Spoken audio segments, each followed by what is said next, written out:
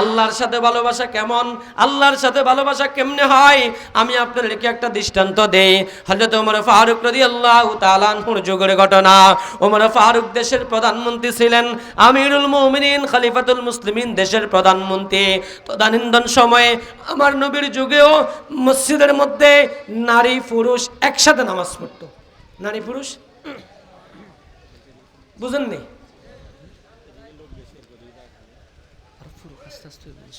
নারী পুরুষ একসাথে, একটু কথা কন না, নারী পুরুষ একসাথে।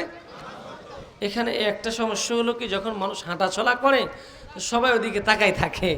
এই পাশে দিয়ে একটা পর্দা দিয়ে দেওয়া দরকার ছিল, তাহলে রাস্তা মাস্তা আর দেখা যাইতো না। যাক, সামনের দিকে হবে। আল্লাহ আমাদেরকে কবুল করেন, বলেন আমিন। মানে আপনারা যখন একটু অমনোযোগী হয়ে যান তখন কথাও একটু এদিক সেদিক হয়ে যায়। একটু মনোযোগ দিয়ে শুনেন। কি বলতেছিলাম? মোহাব্বতের একটা ঘটনা শোনাইতেছিলাম আপনাদেরকে। ওমর ফারুক ছিলেন দেশের প্রধানমন্ত্রী, নারী পুরুষ একসাথে নামাজ পড়তো। কেন কেন? তাদের ঈমান ওই অবস্থায় ছিল। ইসলামের প্রথম যুগে নবীজি যেখানে ছিলেন, সাহাবায়ে কেরাম যেখানে ছিলেন, ওদের ঈমান পরিবর্তন হওয়ার কোনো সম্ভাবনা ছিল না।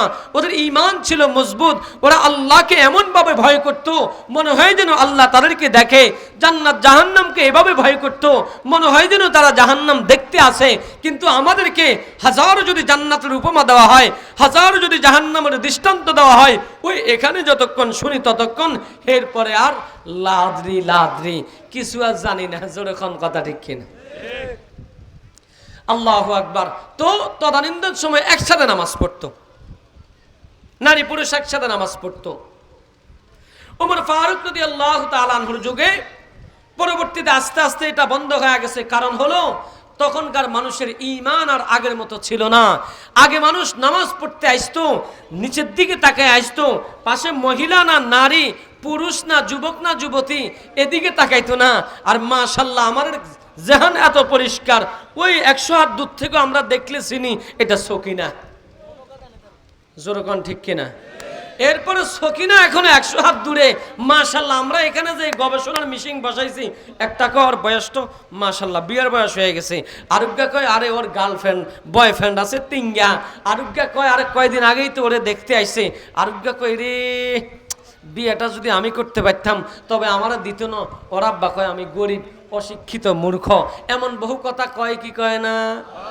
আবার তলে তলে কতজনে যুক্তি করে, সময় পাইলে সুযোগ পাইলে উঠাই নিয়ে সাঙ্গাটা সেরে ফেলামু। আছে না নাই? এই যুবকরা আছে না নাই? হাই হাই, শুনো শুনো শুনেন, এই দিলের মধ্যে প্রেম নামক একটা জিনিস আছে। প্রেম নাই এমন কোন দিল নাই। ওই যে ক্যাম্বাসাররা ওষুধ বেচে, কি নাই কি নাই, আরে ভুলিয়ে তো গেলাম, একটা ওষুধ বেচে, কে বলছে লিভার, লিভার, কে বলছে লিভার নাই? লিভার আছে, লিভার ছাড়া মানুষ নাই। এই তো মনে আসছে, কে বলছে লিভার নাই? লিভার ছাড়া মানুষ নাই। আমি বলি কে বলছে প্রেম নাই? প্রেম ছাড়া মানুষ নাই। জোরে কোন ঠিক কিনা? এই কলিজার মধ্যে আল্লাহ প্রেম সবাইকে দিছে, এই বুকের মধ্যে সিনার মধ্যে আল্লাহ প্রেম সবাইকে দিছে। তো আল্লাহ ভালোবাসা সবাইকে দিছে, আল্লাহ মোহাব্বত সবাইকে দিছে, সবাইকে মোহাব্বত, সবাই মোহাব্বতের পাগল হয়। কেউ নারীর পাগল, কেউ টাকা পয়সার পাগল, কেউ ক্ষমতার পাগল, কেউ চেয়ারের পাগল, কেউ অর্থের পাগল, কেউ জাগা জমিনের পাগল, আর কেউ আল্লাহ এবং তার রাসূলের পাগল। জোরে কোন কথা ঠিক কিনা? তাহলে এই জায়গায় সবার প্রেম আছে না নাই? সবার প্রেম আছে না নাই?